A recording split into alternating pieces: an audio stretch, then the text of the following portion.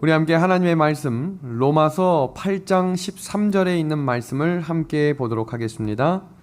로마서 8장 13절에 있는 말씀입니다.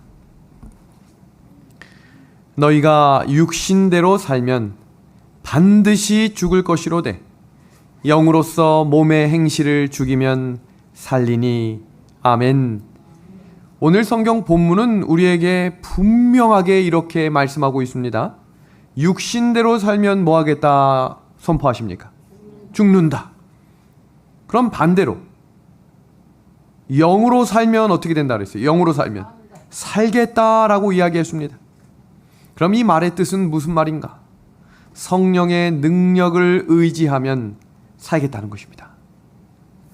성령님께서 내 안에 오시면 삶을 바라보는 눈이 달라지겠다라고 선포하신 것입니다. 다시 한번 소개합니다.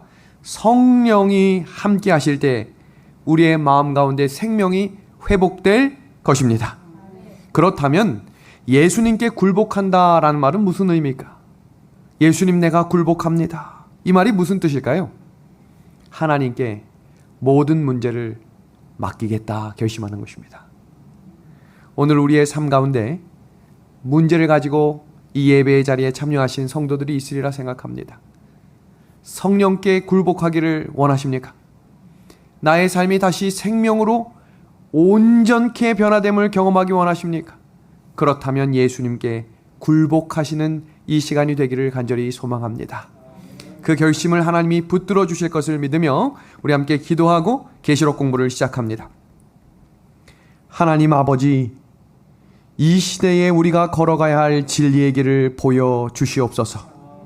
삶이 몹시 고단하고 마음 가운데 고민과 걱정이 많지만 이 세상의 급류에 휩쓸려 가지 않도록 하나님께서 우리의 항해자가 되어 주시옵소서. 오늘도 말씀을 사모하는 마음으로 주 앞에 나왔사오니 주의 말씀으로 위로하시고 성령을 보내주셔서 하나님의 예언이 분명한 빛을 깨닫게 하여 주시옵소서. 예수 그리스도의 이름으로 간절히 기도하옵나이다. 아멘. 레이 앤더슨이라고 하는 신학자가 현대를 살아가는 세 가지의 마음가짐이라고 하는 글을 썼습니다. 그 세 가지의 마음은 다음과 같습니다. 첫 번째 마음은 언더노리시트입니다. 여기 뭐라고 되어 있습니까? 영양이 결핍됐다. 과잉 공급이 되어 다이어트를 해야 되는 상황이 된 것입니다. 그들의 정신과 내면은 살찌우지 못하고 다른 것에만 집중하는 사람들이 많아졌다는 것입니다. 그럼 두 번째 마음은 어떤 마음인가? overburdened입니다. 과도하게 짐을 지고 걸어가는 것입니다. 삶에서 죄의 짐, 어디에도 내어 맡길 수 없는 무거운 짐들을 지고 있다는 것입니다. 우리 장로님 집사님들 혹시 어깨가 무겁지 않으십니까? 언제 제가 한번 머리를 감는데 어깨가 덜컥 내려앉는 느낌이 드는 거예요. 그래서 내가 무슨 스트레스가 있나 생각해 봤더니 스트레스가 천지입니다. 우리의 삶은 무거운 짐을 지고 갈 수밖에 없는 인생들이라는 것입니다. 그럼 세 번째 어떤 마음가짐인가? disconnected입니다. 이건 무슨 말일까요? 단절된 것입니다. 주변에 사람이 많은 것 같은데 정작 내 주변에 아무도 없다고 생각하는 마음가짐을 오늘날 사람들이 가지고 살아간다는 거예요. 그런데 이 세 가지 내면을 잘 돌이켜보면 하나님과 관계가 끊어진 사람의 마음이라는 것입니다. 오늘 내 마음가짐이 과도한 짐을 지고 있지 않은가? 혹은 내가 단절됐다고 생각하지 않는가? 혹은 내가 무거운 짐을 나 혼자만 지고 있다고 생각하지 않는가? 그렇다면 하나님과의 관계를 점검해 보시길 바랍니다. 오늘 하나님이 우리에게 하시는 말씀을 함께 보겠습니다. 수고하고 무거운 짐진 자들아 다 내게로 오라. 이어지는 말씀 한번 같이 읽어주시겠습니까? 내가 너희를 시작. 내가 너희를 쉬게 하리라. 아멘. 여기 한 사람이 짐을 짊어지고 갑니다. 그 짐이 얼마나 무거워 보이십니까? 이 사람의 몇 배는 커 보이는 이 짐이 가벼워 보이십니까? 고난, 걱정, 두려움. 예수님을 믿는 그리스도인에게 예수님을 믿지 않는 사람들이 이렇게 질문했다고 한번 생각해 보겠습니다. 삶 속에서 걱정과 염려가 밀려오는데 그때에도 예수님 안에서 생활하실 수 있습니까? 예수님을 믿지 않는 사람이 우리 집사님에게 질문합니다. 우리 집사님에게 이렇게 질문하는 거예요. 삶의 무게가 계속해서 무너지고 힘든 상황 속에 예수님 안에 거하실 수 있습니까? 두 번째 질문입니다. 이 세상의 욕심과 정욕이 나를 끌어당기는데 그때에도 예수님만 믿고 의지하고 살아가실 수 있으시겠습니까? 라고 질문한다면 우리 아멘 하실 분들 한번 아멘 합시다. 삶 가운데 고난이 겹쳐지고 힘든 일들이 무거워질 때 이런 질문을 누군가가 하기 전에 내 마음 가운데 무너짐이 있을 수 있다는 사실입니다. 그때 용기와 위로를 주는 말씀입니다. 살리는 것은 영이니 육은 무익하니라. 내가 너희에게 이른 말은 영이요 생명이라 그랬습니다. 하나님께서 하시는 말씀은 영이요 생명이라고 했는데 이 붉은 글씨의 밑줄 우리 한번 다 같이 읽어봐 주시겠습니까? 내가 너희에게 시작. 내가 너희에게 이른 말. 이거 두 글자로 줄이면 뭐예요? 두 글자. 말씀. 성경입니다. 내가 너희에게 이른 말이 영이 되고 무엇이 되겠다는 거예요? 생명이 되겠다는 것입니다. 하나님의 말씀이 들어와야 그리스도 안에 거할 수 있다는 사실을 기억하셔야 합니다. 성령께서 말씀을 통해 나를 설득하시고 감동시키신다는 사실을 명심하셔야 합니다. 이 위기와 문제 가운데 내가 이 문제를 어떻게 해결해야 할까 고민이 되시면 성경을 피는 것입니다. 그러면 자 보세요. 문제가 있을 때 성경을 읽었던 분들은 말씀 가운데 하나님 말씀해 주십시오 라고 기도하는데 제가 어떤 분을 봤는 줄 아세요? 이렇게 뽑기 하는 것처럼 착 펴가지고 하나님이 나에게 말씀하신다. 이것은 하나님의 방법이 아닙니다. 하루하루 하나님의 말씀을 묵묵히 읽어나가는 훈련이 되어야 위기와 어려운 순간에 말씀을 읽을 수 있는 믿음을 허락하실 것입니다. 말씀으로 시작해서 성령으로 역사하실 때 마음이 변화된다는 사실입니다. 이 순서를 잘 기억하셔야 합니다. 말씀으로 시작해서 성령으로 역사하실 때 무엇이? 마음이 변화된다는 것입니다. 시험이 오는, 고난이 오는 그때 말씀을 읽고 말씀을 붙잡고 성령의 역사를 간구하게 되는 우리 믿음의 아내 가족들과 제가 되기를 이 시간 간절히 소망합니다. 여기 두 가지는 분명히 상반됩니다. 육신대로 살면 그리고 영으로 살면 두 가지죠. 육신의 생각은 하나님과 대적한다는 사실을 기억해야 합니다. 말씀을 읽고 성령이 역사하실 때 성령께서 육신을 거스르는 마음을 주신다는 것입니다. 우리가 항상 마음에 드는 고민과 마음의 갈등 중에 하나는 말씀을 알고 있는데 말씀대로 하지 못하는 내 삶이 부딪힐 때 우리의 삶은 힘든 것입니다. 분명히 용서하라는 거 듣고 알고 있는데 용서가 돼야 안 돼요. 안 될 때가 있어요. 분명히 화내지 말라는 거 아는데 꾹 참았다가 가끔씩 뚜껑 열릴 때 있지요. 그때 성품의 변화의 순서를 기억하셔야 합니다. 첫 번째는 말씀에 순종하는 훈련이 반복되어야 합니다. 그 일이 반복되어야 성령의 역사에 굴복하는 믿음을 가지게 된다는 것입니다. 아무리 친절하고 아무리 부드럽고 온유하게 말해도 말씀에 순종하지 않고 성령에 굴복하는 성품이 없다면 성품의 변화는 일어날 수 있다 없다? 없다라는 사실을 명심하셔야 합니다. 영감의 글을 소개합니다. 우리는 어려운 경우에 처하게 될 수 있다. 그것은 많은 사람들이 그들의 환경을 그들이 원하는 대로 만들 수 없기 때문이다.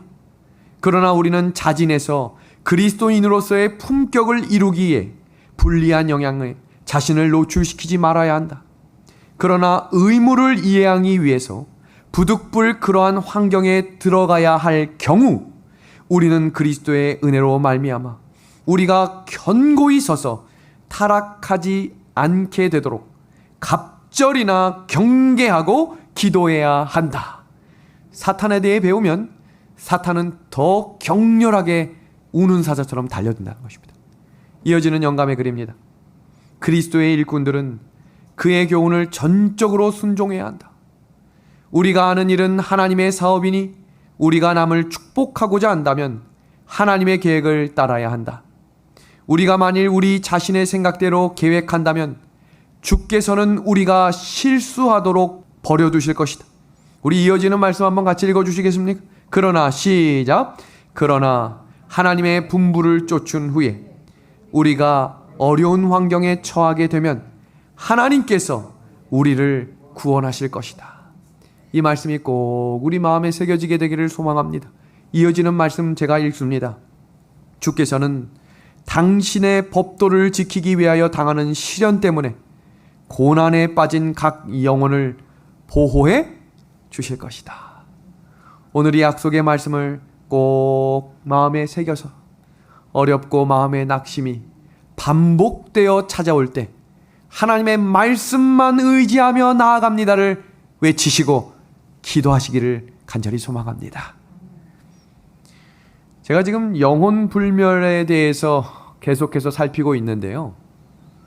제가 지난주에 이렇게 통화를 하면서 이런 질문을 하시는 거예요. 목사님, 사람이 죽으면 몸은 묻히지만 혼은 어디에 있다가 재림할 수 있는가를 알고 싶습니다. 이 질문은 아주 대단히 심오한 질문입니다.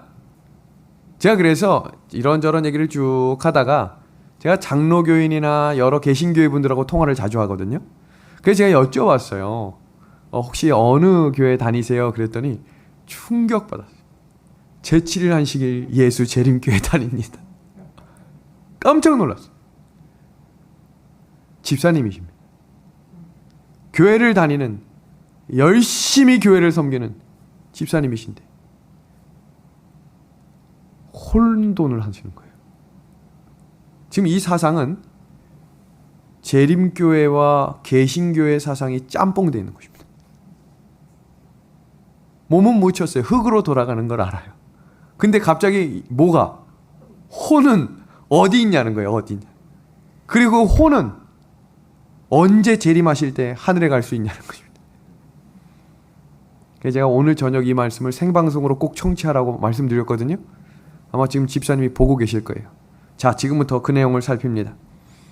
지금 이 질문은요, 대한민국 국민뿐만 아니라 전 세계에 가장 많이 궁금증을 갖고 있는 질문 중에 하나예요. 왜냐하면 이 질문에 대한 해답을 명확히 알고 깨닫고 그 말씀을 따라가는 하나님의 백성들이 매우 적기 때문입니다. 사람이 죽으면 어떻게 되고 어디로 가는가? 이 질문이요, 성경에서 이야기하고 있는 매우 중요한 핵심 교리를 두 가지를 포함하고 있어요. 그 첫 번째는 무엇이냐면, 지금 많은 개신교회에서 무엇을 가르치냐면, 의인은 죽으면 바로 어디 가고 천국 가고, 악인은 죽으면 바로 어디로 직행한다고 가르쳐요. 지옥 간다고 그랬어요. 근데 이 질문을 다시 읽을게요. 사람이 죽으면 어떻게 되고 어디로 갑니까? 라고 하는 이 질문은 두 가지 사상을 갖고 있는데, 첫 번째는 인간론입니다. 인간론이라고 하는 것은 인간의 본질과 운명이 무엇이냐는 거예요. 그것이 어디에 기록되어 있냐면 성경에 기록되어 있습니다. 두 번째 질문입니다. 이것은 종말론과 연결되는 것인데, 세상 역사의 끝의 사건들과 과정과 내용을 알아야 사람이 죽으면 어떻게 되고 어디로 가는지에 대해서 알 수 있다는 것입니다. 그럼 이 내용을 하나씩 좀 점검합니다. 첫 번째, 인간론입니다. 사람이 본질, 사람이 뭐로부터 시작된다는 건데요. 인간이 어떻게 창조되고 그 존재가 어떻게 구성되는가. 창세기 2장 7절입니다. 여호와 하나님이 흙으로 사람을 지으시고 생기를 그 코에 불어넣으시니 사람이 무엇이 됐다라고 이야기합니까? 생령이 되었다라고 이야기합니다. 그리고 사람이 죽습니다. 그런데 왜 죽었죠? 사람이 뭘 지었기 때문에? 죄를 지었기 때문입니다. 이어지는 창세기 3장 19절에 이렇게 말합니다. 내가 필경은 뭐로 왔으니까? 흙으로 왔으니 뭐로 돌아가라라고 이야기합니까? 흙으로 돌아가라 그랬어요. 근데 여기서 이야기하고 있는 창세기 2장 7절에 생령이 되었다라는 이 말을 개신교회에서는 사람들의 혼이 있다라는 말을 이야기합니다. 그래서 오늘 우리는 세 가지 성경 단어를 정리할 텐데 이 말씀을 정확히 노트 필기로 정리하셔야 합니다. 오늘 지금 준비가 안 되신 분들은 집으로 돌아가셔서, 그리고 지금 방송으로 보고 계신 분들은 지금 노트를 펴서 하나씩 노트로 정리하십시오. 지금 여기서 이야기하는 생명이라고 하는 단어는, 자 보세요, 살아있는 영혼이 아니라 살아있는 존재, 생명체를 지칭할 때 사용되는 단어인데요. 그럼 이걸 수학적 기호로 좀 설명드릴게요. 사람에게 흙을 지으시고 그 코에 생기를 불어넣으시니 그것이 생명이 되었다 그랬죠. 근데 이 생명이라고 하는 단어는 생명체라는 단어예요. 이 단어의 의미를 좀 하나씩 소개합니다. 여기 보세요. 성경의 첫 번째 우리가 알아야 될 단어가 네페시라고 하는 단어인데 이 설명을 성경적으로 좀 소개합니다. 생명이나 살아있는 존재라는 말의 히브리어 구절 가운데 네페시라는 단어는 인간 개인 속에 거하는 독자적인 어떤 부분을 가리키는 것이 아니라 그 개인 자체, 그 사람 자신을 말하는 것입니다. 그래서 이 단어는 사람이라는 단어나 스스로라는 단어나 자기라는 단어를 쓸 때 네페시라는 단어를 써요. 그러니까 영혼을 지칭하는 게 아니라 사람 그 자체를 말할 때 네페시라는 단어를 씁니다. 다 보세요. 그 다음에 내 혼이나 그의 혼이라고 하는 단어도 네페시라는 단어를 쓰긴 하는데 그 단어는 관용어 나, 너, 그라는 단어를 지칭할 때 사용될 때에만 네페시를 소개합니다. 자 보세요. 네페시라는 단어가 구약에 총 755번이 나와요. 그 중에 100회 이상 킹 제임스 버전에서는 그 단어를 다 뭐로 사용하고 있다고요? 생명입니다. 생명. 이 단어가 또 다른 단어로 루아흐라는 단어로 같이 쓰고 있는데 이 단어가 구약의 377회입니다. 근데 여기 보세요. 영이나 바람이나 호흡으로 번역이 되었는데 사람의 몸을 떠나서 별개의 개체나 감각을 가지거나 지성을 소유하거나 나타난 경우는 한 번도 없습니다. 이것이 성경적인 해석입니다. 또 다른 단어는 신약의 네페시나 루아흐를 신약의 헬라어로 이렇게 사용하고 있어요. 푸시케라는 단어는 목숨, 생명, 마음, 감정, 이런 단어들은 다 성경적인 용어인데요. 보세요. 이 푸시케는 불멸하는 것이나 죽을 수 있고 파멸할 수 있다는 거예요. 불멸하는 게 아니에요. 혼이 영원히 살아있는 그런 개념이 아니라 죽을 수 있고 파멸될 수 있는 단어가 푸시케입니다. 지금 사후에 대한 네 가지 견해를 살펴드릴 텐데요. 개신교, 천주교, 개혁교, 조건적 불멸 견해를 하나씩 소개합니다. 첫 번째, 개신교의 일반적인 구원관입니다. 대한예수장로회 헌법 1997년판 142페이지에 나온 글입니다. 사람의 육체는 죽은 후에 티끌로 돌아가 썩는다. 그러나 그 영혼은 죽지 않은 생을 가지며 의로운 자의 영혼은 하늘에 올라가 빛과 영광 가운데서 하늘의 영광을 보며 그의 육신이 완전히 구속되기를 기다린다. 그러나 사악한 자의 영혼은 지옥에 떨어져 고통과 어둠 가운데서 대심판의 날을 기다린다. 혼합된 글입니다. 성경에 나온 단어에 여러 가지 내용을 포함시켜서 그 내용을 믿고 있습니다. 그것의 출발인 천주교의 일반적인 구원관을 보겠습니다. 천주교 용어 사전에 이 영혼 관련된 단어의 내용을 소개한 내용입니다. 영혼은 죽지 않고 없어지지 않는 영체이며 사람이 죽은 후에 의인의 영혼은 천국에 머물다가 최후의 심판 뒤에는 의인의 육신과 영혼이 함께 천국에 거하게 되며 대죄를 지은 자가 죽으면 그 영혼이 분리되어 지옥에서 악마와 함께 영원한 벌을 받는다. 그러나 하나님께 귀의하여 죄를 용서받았으나 다소간의 흠이 있는 자의 영혼은 세상을 떠난 후 하나님 앞에 나아가기 전에 연옥의 불에 정화된다.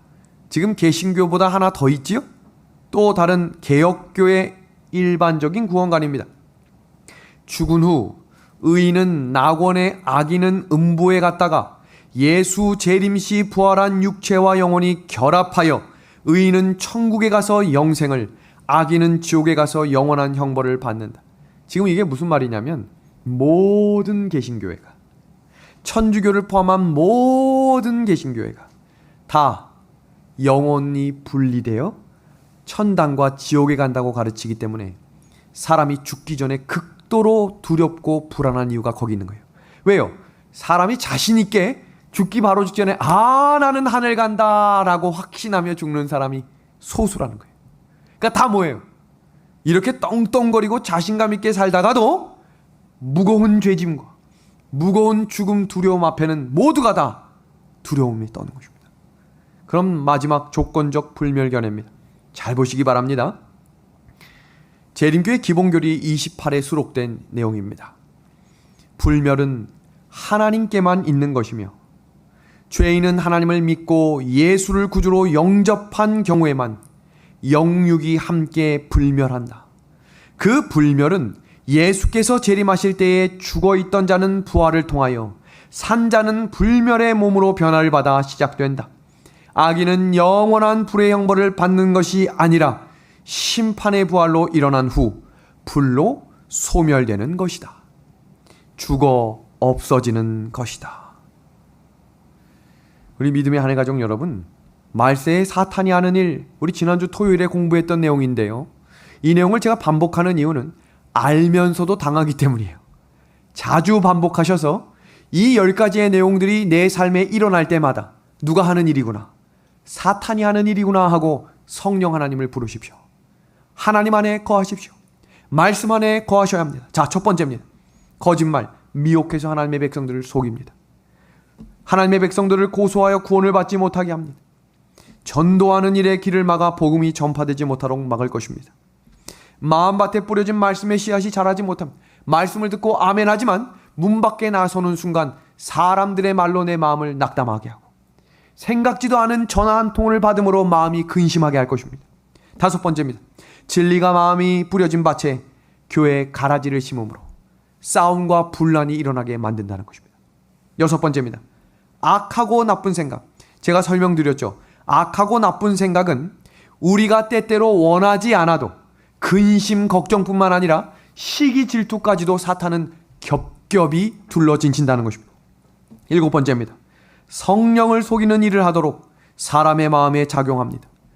표적과 기사를 통해 택한 백성도 미혹하여 빼앗아가고 우는 사자같이 두루다니며 삼키자를 찾으며 하나님의 구속사업이 실패하여 구원받는 자가 없게 합니다. 여기 여덟 번째입니다. 여기 한번 보세요. 표적과 기사를 통해 택한 백성도 미혹하게 한다. 오늘 이 내용을 중점적으로 다루는 것입니다. 사탄의 최대의 기만이 뭐라고 했습니까? 최대의 기만.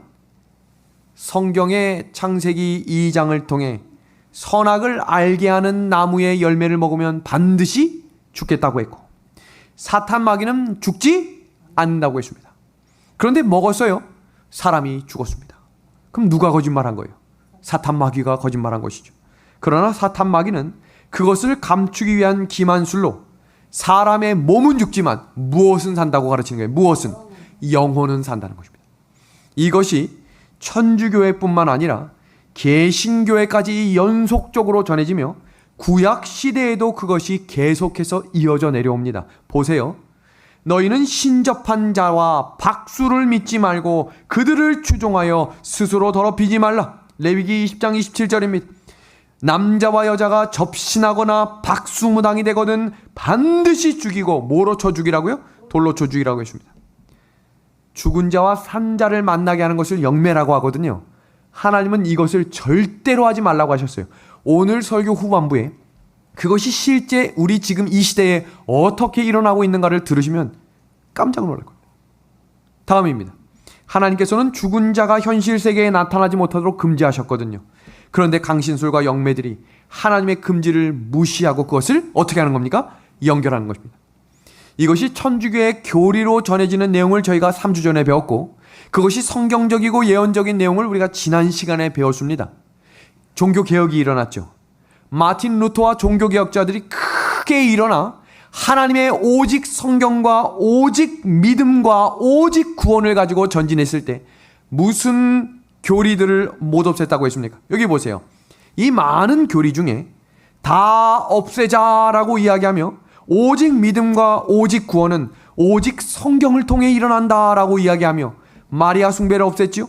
그 다음에 화채설을 없애고 교황 무류설을 없애고 연옥설을 없애고 고해 성사를 없애고 면죄부를 없앴지만 뭐가 남아 있습니까? 여기 일요일 예배와 영혼 불멸설이 그대로 남아 있는 것입니다. 영감의 글은 이 내용을 분명하고 명확하게 이렇게 소개하고 있습니다. 사탄은 두 가지 큰 오류, 즉 영혼 불멸설과 일요일 신성설을 통하여 사람들을 뭐 하겠다고 이야기하고 있어요?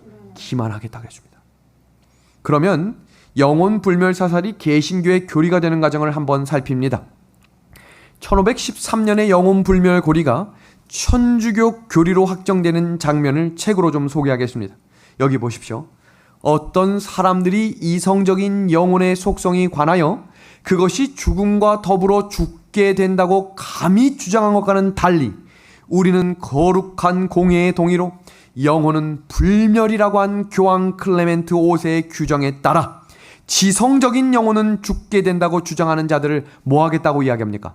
정죄하고 뭐 하겠다? 배척하겠다.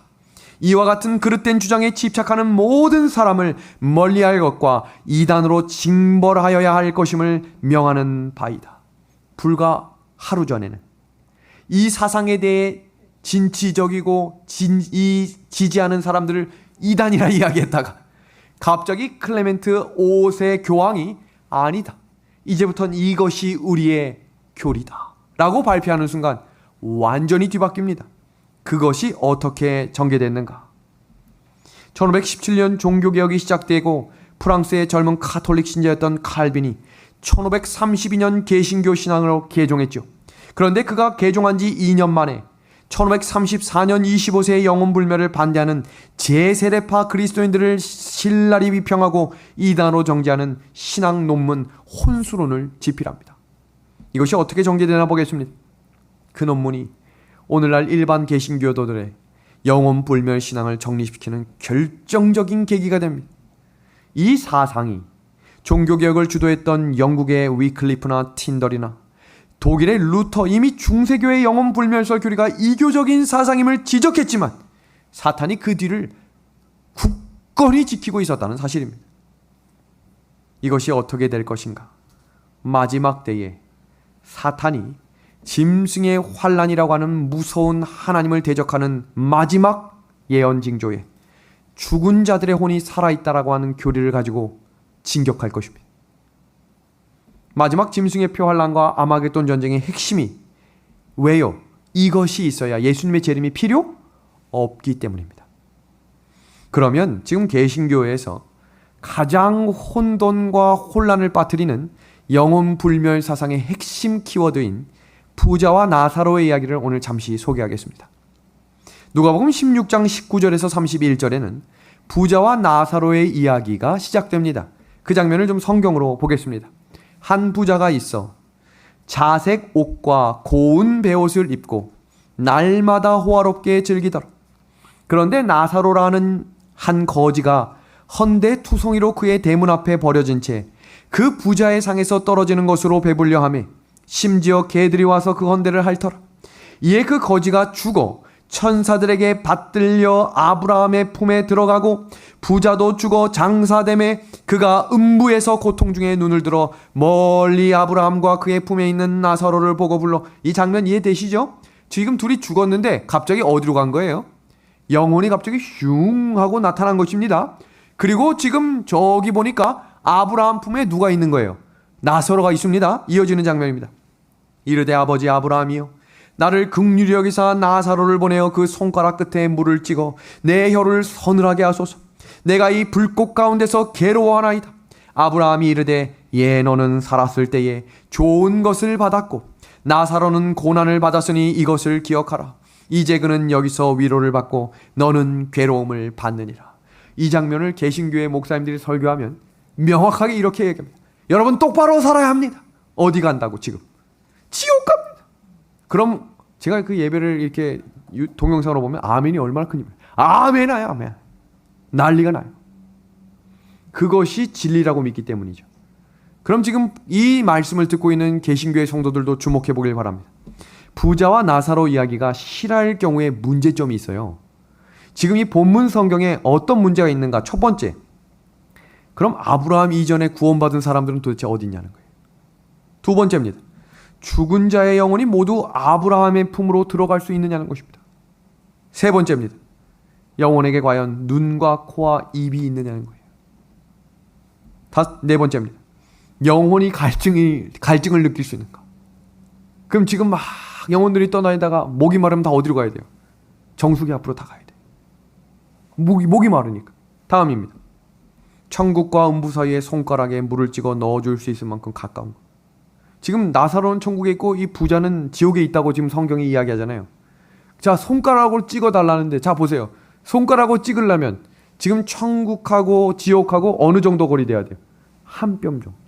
요 정도. 요 장면을 이해하시려면 제가 항상 소개하는 내용이 성경을 볼 때는 전후 문맥뿐만 아니라 그 장이 기록된 배경을 아셔야 해요. 그럼 지금 이 본문이 누가복음 16장이죠. 그럼 누가복음 16장에 어떤 내용들이 나오는지를 살펴야 돼요. 자, 여기를 보십시오.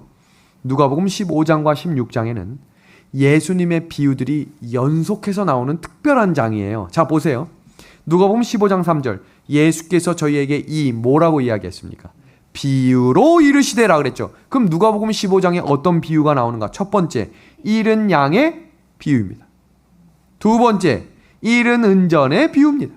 세 번째, 잃은 아들의 비유예요. 그럼 16장에는 어떤 이야기가 나오는가? 불의한 청지기의 비유가 나옵니다. 그리고 두 번째는 바리새인들의 위선과 탐욕을 책망하는 장면이 나오시고, 그 다음에 이어지는 이야기가 부자와 나사로의 비유에 대한 이야기라는 것입니다. 자, 여기 보세요. 부자와 나사로의 이야기가 실제가 아닌 비유인 이유는 누가복음 15장부터 16장까지는 예수님이 모두 비유를 이야기하셨어요. 갑자기 비유를 쭉 이야기하시다가 실질적인 이야기를 이야기하시는 문맥의 앞뒤 문맥이 없는 분이 아니세요. 자, 보세요. 누가복음 16장 1절. 또한 제자들에게 이르시되 어떤 부자에게 청지기가 있는데 그가 주인의 소유를 낭비한다는 말이 그 주인에게 들린지라. 자, 보세요. 이어지는 20절입니다. 바리새인들은 돈을 좋아하는 자들이다. 이 말이 무슨 말이에요? 부자에 대한 책망을 비유로 소개하고 있다 이 말입니다. 부자와 나사로의 이야기가 실제로 해석이 되면 욥기와 전도서와 말라기와 예수님의 말씀들과 요한계시록의 말씀들과 정면으로 충돌하는 일이 벌어진다는 것입니다. 성경은 말라기 4장 1절과 3절에 천국과 지옥은 동시에 존재하지 않는다라고 분명하게 소개합니다. 보겠습니다. 만군의 여호와가 이르노라. 보라, 용광로 불 같은 날이 이르리니 교만한 자와 악을 행하는 자는 다 지푸라기 같을 것이라. 그 이르는 날에 그들을 살라 그 뿌리와 가지를 남기지 아니할 것이로되 또 너희가 악인을 밟을 것이니 악인들이 내가 정한 날에 너희 발바닥 밑에 재와 같으리라. 사라지겠다는 거예요. 완전히 사라진다는 거예요. 천국과 지옥이 동시에 있을 수 없다라는 말씀입니다. 계시록 20장 7절과 9절도 그 내용을 이렇게 소개합니다. 천년이 참에 사탄이 그 옥에서 놓여 나왔어 땅의 사방 백성 곧 곡과 마곡을 미혹하고 모아 싸움을 붙이리니 그 수가 바다의 모래 같으리라. 그들이 지면에 널리 퍼져 성도들의 진과 사랑하시는 성을 두루매 하늘에서 내려오는 새 예루살렘이죠. 하늘에서 불이 내려와 그들을 태워 버리고. 이 말이 무슨 말이에요? 하나님의 새 하늘과 새 땅이 내려오면 이 땅의 악인들이 다 사라지는 거예요. 천국과 지옥이 같이 있을 수 있다 없다? 없다는 말이에요. 이 말은 부자와 나사로의 이야기는 예수님께서 바리새인들에게 책망과 경고의 메시지를 비유로 이야기합니다. 그 핵심 내용을 성경은 이렇게 이야기해요. 너희들이 다 아브라함의 자손인 것을 자랑하고 죽어도 아브라함의 품에 안긴다고 믿고 있는데 그것이 아니라는 거예요. 살아있는 동안 가난한 자들을 잘 돕고 잘 돌봐야 한다라는 이야기를 비유로 소개하고 있다는 것입니다. 이것이 이집트 설화에 기록되어 있는 문헌이 발견되었어요. 예수님이 그 비유를 소개한 것입니다. 그렇다면 성경에 기록되어 있는 영원히 불타는 지옥이 기록되어 있거든요. 이것을 가지고 개신교회 분들도 여기 보세요 목사님, 영원히 불타는 불, 이거 어떻게 해석할 겁니까? 그걸 지금부터 좀 소개하겠습니다. 잘 보시기 바랍니다. 영원히 불타는 지옥이 도대체 무엇인가? 성경 마가복음 9장 23절에 기록되어 있어요. 한번 볼게요. 만일 내 손이 너를 범죄하게 하거든 찍어버리라. 장애인으로 영생에 들어가는 것이 두 손을 가지고 지옥곧 꺼지지 않는 불에 들어가는 것보다 나으니라. 여기 뭐라고 되어 있어요? 지옥곧 꺼지지 않는 불. 이걸 지금부터 좀 해석해 드리겠습니다. 보세요. 성경에 나오는 꺼지지 않는 불이나 연기가 세세토록 올라간다는 말이나 영원한 불이라고 하는 이 표현들은 불타는 시간의 영원을 말하는 것이 아니에요. 여기 보십시오. 하나님이 내리시는 형벌의 불, 그것은 사람이 끌 수 없다라는 표현을 소개하기 위해 영원히 탄다. 왜요? 사람이 끌 수 있다 없다? 절대로 끌 수 없다는 말을 강조하시기 위한 내용이에요. 불타서 멸망한 결과가 영원하다. 무슨 말이에요? 불타서 영원히 사라지겠다, 이 말이거든요. 또 다른 구절 유다서에 나오는 말씀입니다. 유다서 1장 7절입니다. 소돔과 고모라와 그 이웃 도시들과 그들과 같은 행동으로 음란하며 다른 육체를 따라가다가 영원한 불의 형벌을 받음으로 거울이 되었느니라.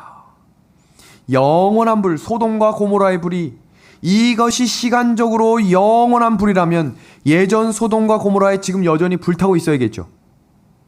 여기서 말하는 불은 어떤 지역을 말하는 거예요. 어떤 지역. 지금도 소돔과 고모라가 탄다고 이야기하실 분이 있습니까? 없지요. 그럼 어떤 지역을 말하는 것인데, 자 여기 보겠습니다. 성경에서 이야기하는 지옥이란 단어는 헬라어로 게헨나라는 단어예요. 게헨나라는 것은 게라는 흰놈이라고 하는 사람의 이름이고요. 헨나라는 것은 게논이라고 하는 골짜기를 지칭하는 거예요. 그래서 성경에 나오는 게헨나라는 단어는 게논의 골짜기다라는 단어로 흰놈의 골짜기라고 지칭하는데, 그것은 예루살렘 남쪽 비탈의 계곡을 지칭하는 단어입니다. 그럼 왜 거기를 지옥이라고 지칭했는가 소개하겠습니다. 이 게놈이라고 하는 흰놈의 골짜기는 쓰레기를 버리고 짐승의 시체도 버리는 쓰레기장이었어요. 그러니까 거기가 어떤 곳이었을까요? 아주 쾌쾌하고 아주 냄새 맡기 힘든 곳들이 계속해서 일어났겠죠. 쓰레기를 태우는 불과 연기가 계속해서 올라오는 지명의 이름이 흰논의 골짜기였습니다. 지옥을 상징하는 장소로 불리워지게 된 거예요.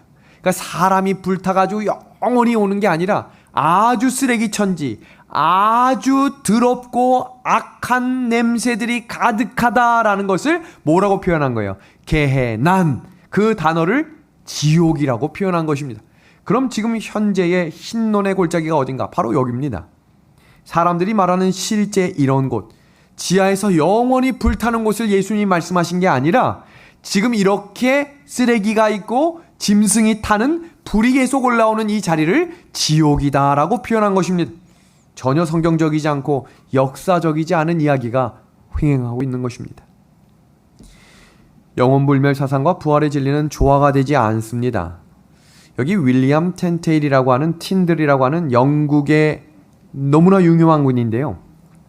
성경을 영어로 번역했다가 순교하신 분이에요. 성경을 영어로 번역했다고 죽으신 분인데 그분이 쓴 내용을 좀 소개하겠습니다. 그대들은 몸을 떠난 영혼들을 천국이나 지옥, 연옥에 둠으로 그리스도와 바울이 입증한 부활의 논증을 파괴하고 있는 것이다. 참된 믿음은 부활에 근거하고 있으며 매 시간 바라보도록 깨우치고 있다.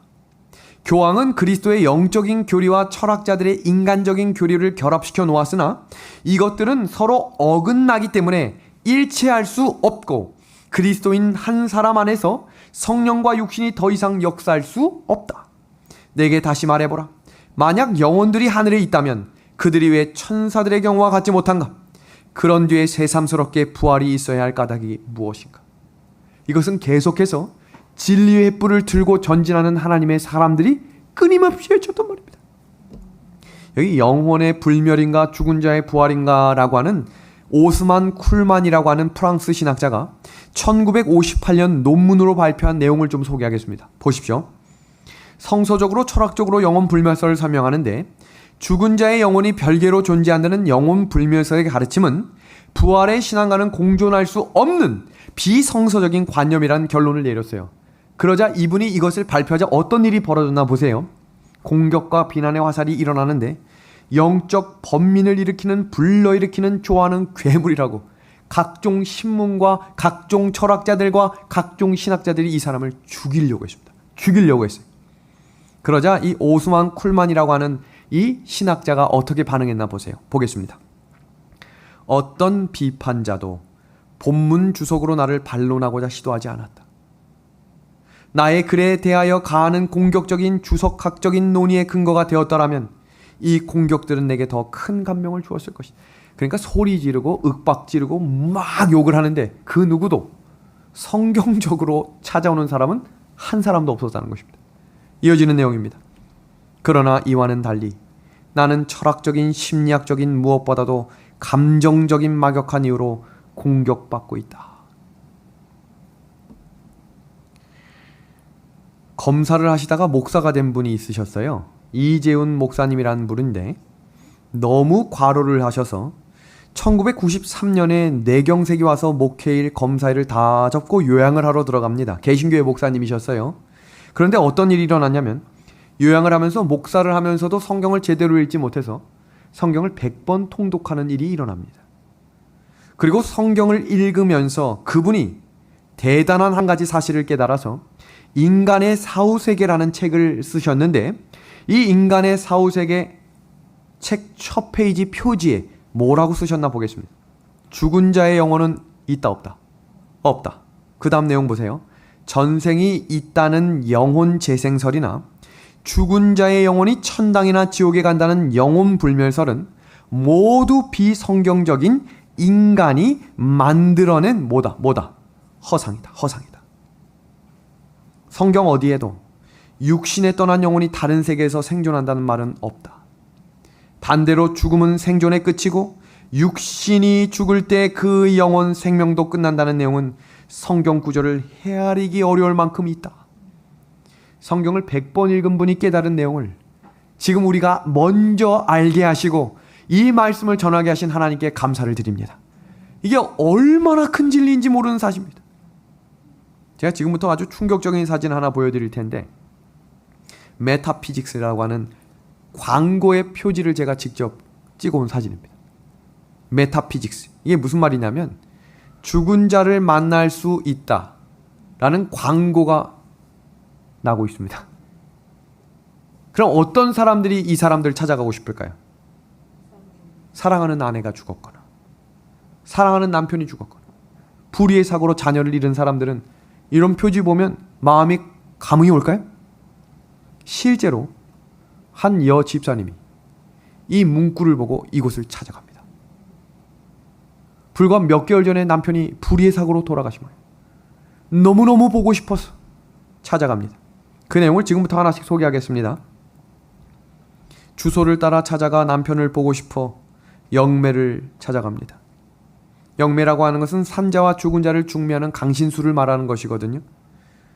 자기 시간이 되어 들어갔습니다. 얼마나 예약자가 많은지 은행 번호표 뽑고 기다리는 것처럼 예약 시간에 맞춰 가야 된다는 거예요. 지금 그런 세상에 우리가 살고 있어요. 자, 남편이 너무 보고 싶어 갔습니다. 실제로 영매가 주문을 외우는데 깜짝 놀란 거예요. 실제로 죽은 남편이 내 눈앞에 나타난 겁니다.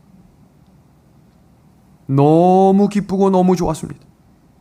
그런데 이제 시간이 계속해서 반복되니까 어떤 일이 벌어졌냐면 영매가 나오라고 말하지 않았는데 자신이 나오라고 해도 남편이 나오는 거예요. 얼마나 깜짝 놀라리. 자기한테 그런 능력이 있는 줄 몰랐는데 영매가 하던 일을 자신이 남편 나와 그러니까 남편이 나오는 거예요. 더 충격적인 사실은 또 시간이 흘렀어요. 이 남편이 어디로 찾아왔나? 집으로 찾아온 거예요. 그리고 사생활을 간섭하기 시작합니다. 남편이 아니에요. 영혼입니다. 갑자기 붕 뜨더니 뭐라고 하냐면 TV 보지 말라는 거예요. 그 말을 거절했더니 갑자기 불로 다리를 지지듯이 막 아파오더라는 거예요. 종속되는 겁니다. 종이 되는 거예요. 사단의 종이 되는 것입니다. 그런데 이제 더 충격적인 사실은 그 남편의 영이 심부름을 시켜요. 누굴 찾아가서 이 말을 좀 전해라. 지금 이 순서들을 잘 기억하셔야 합니다. 결국에 해결할 방법이 없어 다니던 교회 목사님을 초청합니다. 집으로. 목사님이 성경을 펴서 제일 먼저 해주신 말씀은 지금 그 영혼은 남편이 아니라 사탄이라고 가르칩니다. 헤어나올 수 있을까요, 없을까요? 결국에 교회를 떠났어요. 그만큼 무섭고 두려운 겁니다. 사탄이 택하신 자들까지 미혹할 수 있는 가장 강력한 것 보세요. 죽은 자와 산 자를 연결하는 것을 강신술이라고 하는데 하나님이 이 강신술을 가장 미워하는 죄로 뽑으셨어요. 레위기 20장 27절에 뭘로 쳐 죽이라고 우리가 아까 읽었죠? 돌로 쳐 죽이라고 그랬어요. 왜요? 사탄과 악령들이 죽은 자의 혼으로 나타나 미혹할 것을 하나님이 알고 계시기 때문입니다. 죽은 자가 살아서 이야기하는데 미혹되지 않을 자가 누가 있을까요? TV나 드라마나 영화나 우리가 보는 유튜브나 갑자기 사람의 영혼이 일어나서 내가 알고 있는 내 남편이, 내가 알고 있는 우리 아이가, 내가 알고 있는 할아버지가, 내가 알고 있는 할머니가 갑자기 나타나서 얘야 부르면 어떻게 하실 거예요? 사탄아 물러가라 이야기하셔야 돼요. 주저없이 이야기하셔야 합니다. 네 라고 대답하는 순간 하와에게 선악과를 먹으라고 했던 그 미혹이 시작되는 것입니다. 성경 야고보서 4장 7절 다 같이 읽어보겠습니다. 그런즉 시작.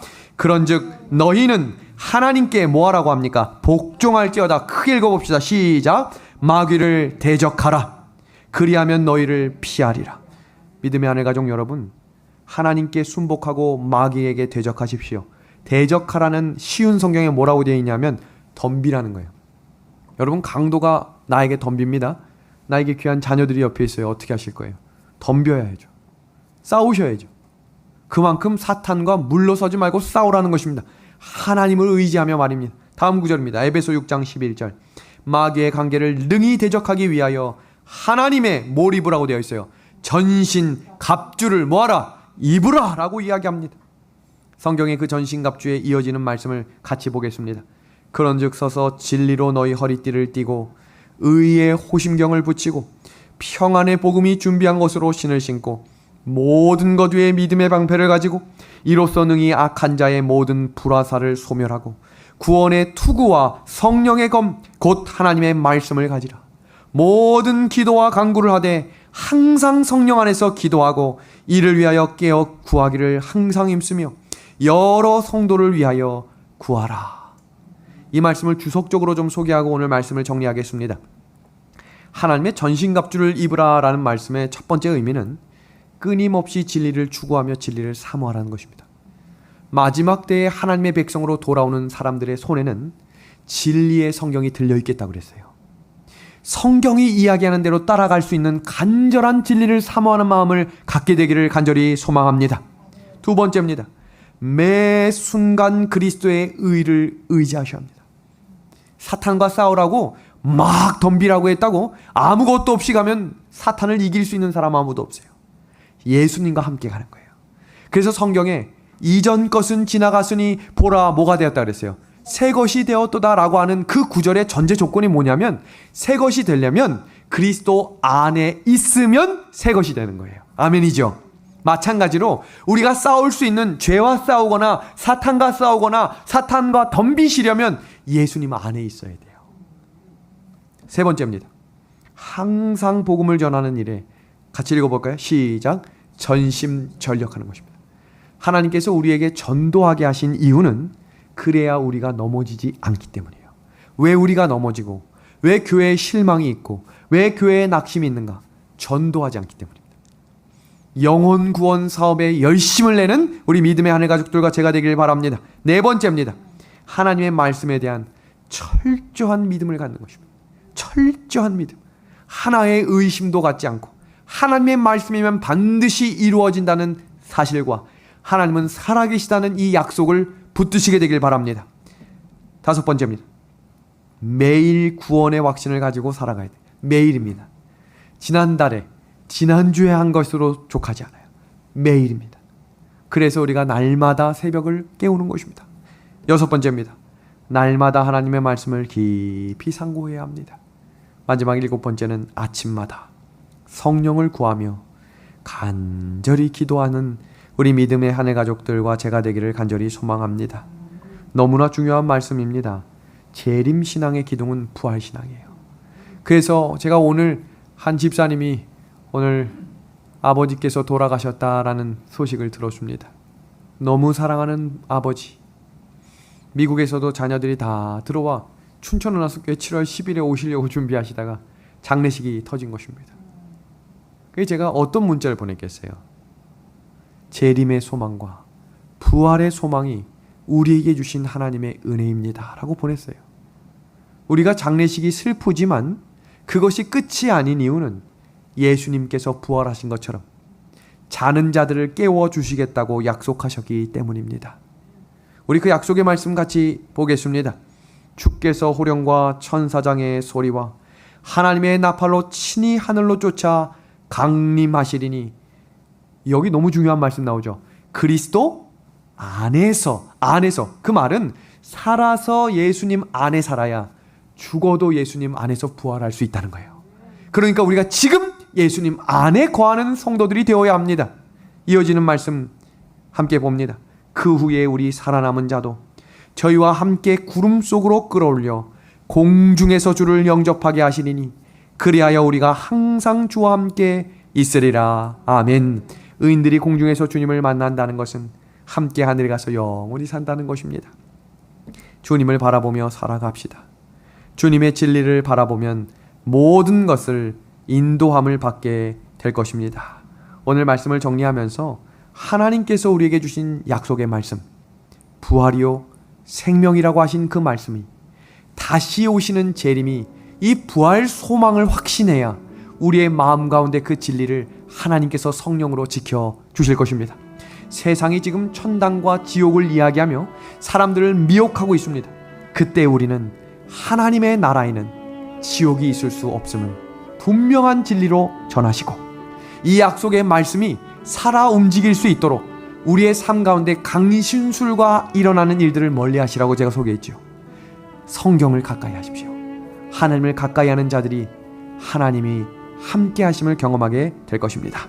오늘 말씀을 마치겠습니다.